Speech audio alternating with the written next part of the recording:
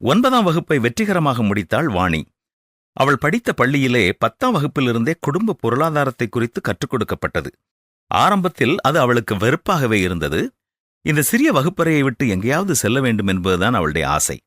ஆனால் அந்த கிராமத்தில் அவள் படித்த பள்ளியில் சமையல், குழந்தை வளர்ப்பு, எல்லாவற்றிற்கும் மேலாக தையலையும் கற்றுக்கொள்ள வேண்டிய ஒரு சூழ்நிலையில் அவள் தள்ளப்பட்டாள்.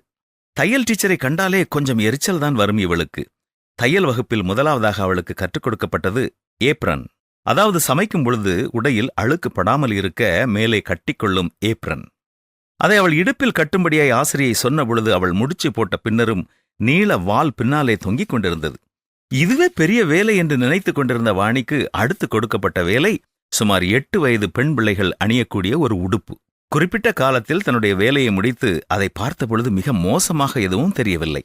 அதை கையில் வாங்கி பார்த்த டீச்சர் உட்புறத்தை வெளிப்புறமாக எடுத்து நுணுக்கமாக தையல்களை ஆராய்ந்து பார்த்து உட்பகுதியில் தையல் சரியாக விழாமல் இருந்த இடங்களை சுட்டிக்காட்டினார்கள். வாணி, இது ஏற்றுக்கொள்ளப்பட முடியாது, மீண்டும் நீ ஓர் உடை தயாரிக்க வேண்டும் என்று டீச்சர் கூறினார்கள். மேலும் தொடர்ந்து அவர்கள் கூறிய வார்த்தை இன்று அவளுடைய மனதில் தங்கியிருக்கிறது. எந்த ஒரு உடையின் உட்புறத்திலும் கவனித்து பார்க்கும் பொழுது அங்கே தையல் சரியாக இல்லை என்றால் மிக சீக்கிரத்தில், அதாவது 2 அல்லது 3 முறை துவைத்து எடுக்கும் பொழுது தையலெல்லாம் பிரிந்து வந்துவிடும் என்பதை எடுத்துக் கூறினார்கள். ஆம், அது எத்தனை உண்மை இல்லையா? நம்முடைய வாழ்க்கையிலும் அப்படித்தான்.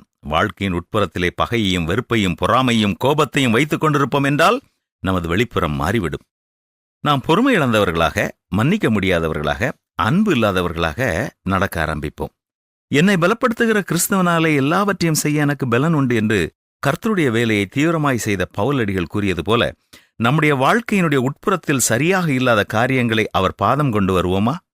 அவர் மேல் நம்பிக்கை வைத்து அவர் தரும் பலனை கொண்டு உட்புறத்தை நாம் சரி செய்வோமா?